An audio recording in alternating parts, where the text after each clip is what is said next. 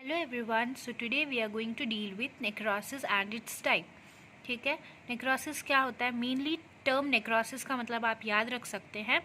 Mainly इसका मतलब होता है सेल डेथ। नेक्रोसिस का जो टर्म है इसका मीनिंग है सेल डेथ। तो बिना टाइम वेस्ट के हम स्टार्ट करते हैं। First definition, it is a morphological changes indicative of cell death in living tissue.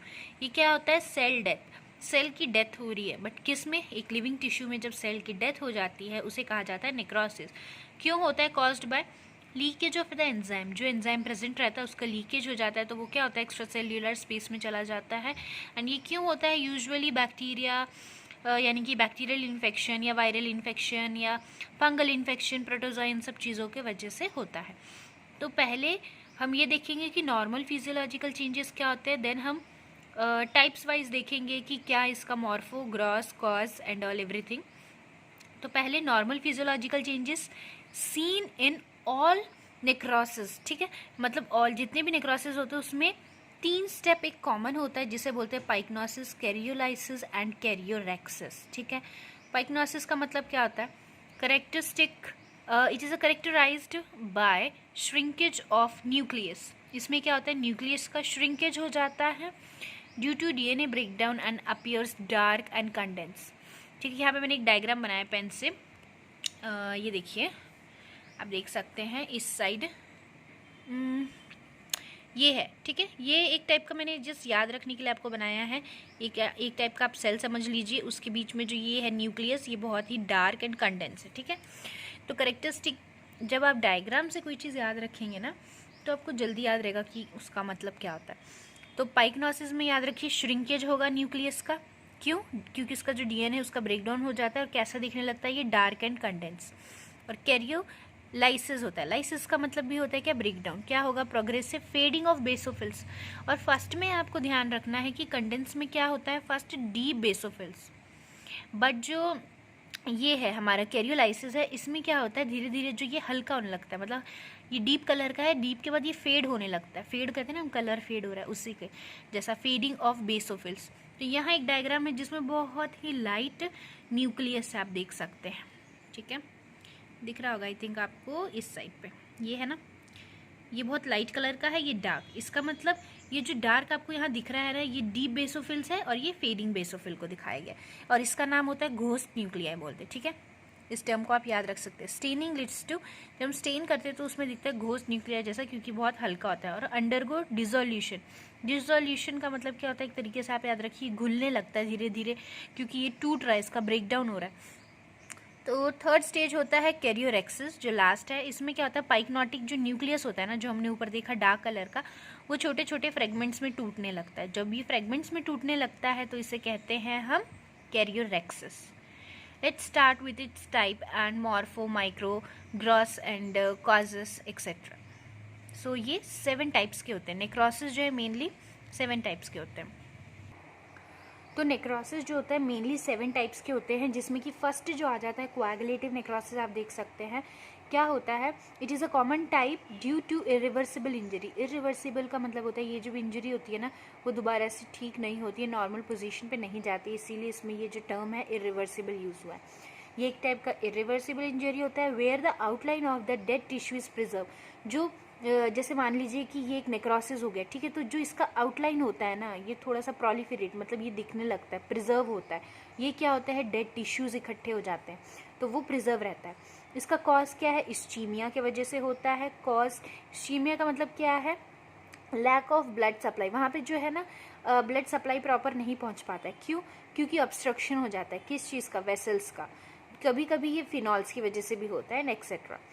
Gross में हम देखते हैं अपीयरेंस। जो अफेक्टेड पार्ट है, यानी कि जो अफेक्टेड एरिया है, वो कैसा दिखता है? पहले तो वो पेल दिखेगा, पेल कलर होगा।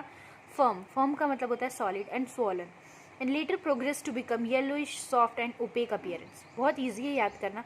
स्टार्टिंग में जो है ये कैसा दिखेगा? पेल, फर्म एंड स्वॉलन। और जैसे जैसे ये प्रोग्रेस होगा, यानी कि बढ़ता जाएगा नेक्रोसिस, तो पेल येलोइश में टर्न हो जाता है और जो फर्म सॉलिड होता है वो धीरे धीरे सॉफ्ट होने लगता है। एंड आप याद रख सकते हैं यहाँ पे स्वोलन यूज है, बट धीरे धीरे वो क्या होता है? ओपेक। ओपेक का मतलब क्या? एक ट्रांसल्यूसेंट होता है जो इजीली आर पार हम देख सकते हैं। बट ओपेक में क्या है? जब हमें चोट लगता है तो आप देखते हैं ना, उसके अंदर क्या है वो नहीं दिख पाता है, मतलब वो ओपेक सा हो जाता है, येलोइश कलर सा आ जाता है, जैसे पस फॉर्मेशन सा स्टार्ट होता है तो ओपेक, उस टाइम पे वो ओपेक दिखता है। माइक्रोस्कोपिक में क्या दिखता है, आउटलाइन, जो कि हमने यहाँ पे पढ़ा था, जिसका जो आउटलाइन होता है, outline of the dead tissue is preserve for some days, कुछ दिन तक रहता है। फिर यहाँ पे एक मैंने यहाँ पे पॉइंट मिस किया था, इसलिए मैंने यहाँ मेंशन किया है, आप नेक्स्ट लाइन में मेंशन कर सकते हैं। ऑर्गन कौन सा अफेक्ट होता है, all parts like liver, spleen etcetera, except brain, इसमें ब्रेन अफेक्टेड नहीं रहता है, बस आपको इसमें ये ध्यान रखना है पॉइंट। एंड इसमें क्या होता है, साइटोप्लाज्म एंड न्यूक्लियर जो है वो क्लियरली डिस्टिंग्विशेबल नहीं होते हैं, आपको दिखते नहीं है, लॉस्ट हो जाता है वो कहीं उसमें। तो ये होता है कोआगुलेटिव नेक्रोसिस जो होता है, फर्स्ट नेक्रोसिस, यानी कि आप सॉलिड टाइप समझ सकते हैं। देन उसके बाद जो नेक्स्ट है वो है लिक्विफैक्टिव नेक्रोसिस। लिक्विफैक्टिव नेक्रोसिस में क्या है कि dead tissue rapidly undergo softening में जाते हैं and transformed into liquid viscous mass. इसमें ये आपको मेंशन करना इंपॉर्टेंट, लिक्विड विस्कस मास के जैसा दिखता है क्योंकि ये लिक्विफैक्टिव है, जिसमें सब कुछ वेट होगा यानी कि लिक्विड। इसका भी कॉज इस्चीमिक होता है, बट उसमें वेसल्स होते हैं। इसमें इस्चीमिया कहाँ होता है, CNS, यानी कि इसमें ब्रेन को अफेक्ट करता है, जबकि कोआगुलेटिव में ब्रेन को अफेक्ट नहीं करता है। देन सुपियोरेटिव इन्फेक्शन भी होता है, जस्ट मैंने सर्कल किया, आप याद रख सकते हैं इसको, टर्म को। आई इस्चीमिया होता है, इसका दूसरा कॉज इन्फेक्शन भी होता है which is caused by bacteria, और उसकी वजह से एक्यूमुलेशन होता है किसका, ल्यूकोसाइट, दैट इज WBC। जहाँ भी इन्फेक्शन होगा वहाँ पे WBC का एक्यूमुलेट होना नॉर्मल सी थिंग है। देन हम ग्रॉस देखते हैं, affected area is soft with necrotic centre. ठीक है, यहाँ पे क्या होता है, हम नेक्रोसिस के बारे में पढ़ रहे हैं, तो यहाँ पे सॉफ्ट होता है क्योंकि वो लिक्विड टाइप है विथ नेक्रोटिक सेंटर। ठीक है, दूसरा लेटर यहाँ पे क्या होता है, धीरे धीरे सिस्ट वॉल फॉर्मेशन होता है। ठीक, एक तो सेंटर होगा, C for centre, C for cystic wall formation में फॉर्म अराउंड दिस एरिया। ठीक है, जो हमने वहाँ पे देखा था कि उसके साइड में क्या होता है कि प्रोमिनेंट होता है, यानी कि प्रिजर्व रहता है क्या, डेड सेल्स, धीरे धीरे वहाँ पे सिस्ट वॉल बनने लगता है सर्कल में। देन मतलब किसी भी शेप में, जिसमें भी जैसे भी आपको चोट लगी होती है। देन माइक्रोस्कोपिक में हमने ये देखा कि एब्सेस फॉर्मेशन होता है इस फील्ड विथ, जो एब्सेस है, जो आपको चोट लगी है वहाँ पे क्या होता है, एब्सेस का मतलब पस फॉर्मेशन। ठीक है, तो लिक्विफैक्टिव का मतलब लिक्विड, आपको इजीली याद रहेगा कि वहाँ पे क्या धीरे धीरे पस बनने लग गया। इट कंसिस्ट ऑफ कैविटी, धीरे धीरे वहाँ पे क्या कैविटी सा फॉर्म होने लग जाता है बाय लिक्विफैक्टिव नेक्रोसिस के कारण। और वहाँ पे क्या होता है, यहाँ पे WBC भी आते हैं, और माइक्रोस्कोपिक में ये देखने मिलता है कि इन्फ्लामेटरी सेल्स भी जो होते हैं वहाँ पे एक्यूमुलेट होते हैं। क्यों, क्योंकि वहाँ पे इन्फ्लामेशन करते हैं वो, इसीलिए इन्फ्लामेटरी। और ऑर्गन में हम बात करें तो ब्रेन, किडनी, स्प्लीन एक्सेट्रा, उसमें फर्स्ट जो हमने पढ़ा कोआगुलेटिव, उसमें ब्रेन इफेक्ट नहीं होता, बट इसमें मेनली आपको याद रखना है कि ब्रेन इफेक्ट होता है, क्योंकि यहाँ पे क्या होता है, इस्चेमिक इंजरी ऑफ किस चीज़ का, CNS का होता है। क्योंकि दूसरा वॉल फॉर्म्ड जो होता है इसमें, सिस्टिक वॉल। ठीक है, इंपॉर्टेंट है, सिस्टिक वॉल जो बनता है उसमें प्रोलिफेरेटिव क्या है, C से सिस्टिक वॉल, कैविटी फॉर्म होगा। अगेन तीसरा C आप याद रख सकते हैं, इसमें कैपिलरीज। ठीक है, प्रोलिफरेशन होता है किसका, कैपिलरीज का। ये प्रोली मैंने यहाँ लिखा है, शॉर्ट फॉर्म में बहुत सारी चीज़ें यूज़ की हैं, आप ध्यान रख सकते हैं। प्रोलिफरेशन होता है किसका, कैपिलरीज का, साथ में इन्फ्लेमेशन होता है सेल्स का, एंड फाइब्रोब्लास्ट दिखता है। Then brain consist of, brain में क्या होता है आपको पता है ना, ग्लियल सेल्स। तो ग्लियल सेल्स होते हैं, यहाँ पे क्या होता है, ग्लियोसिस देखने को मिलेगा। ठीक है, दैट इज GLIOSIS, ग्लियोसिस। तो ये होता है हमारा सेकेंड टाइप। मैं पार्ट 2 में आपको इसका बाकी का जो पार्ट बच जाएगा वो बताऊंगी। तो थर्ड जो है वो है केशियस नेक्रोसिस। ओके, यहाँ देख सकते हैं केशियस नेक्रोसिस, आपने आई थिंक ट्यूबरक्लोसिस में पढ़ा होगा।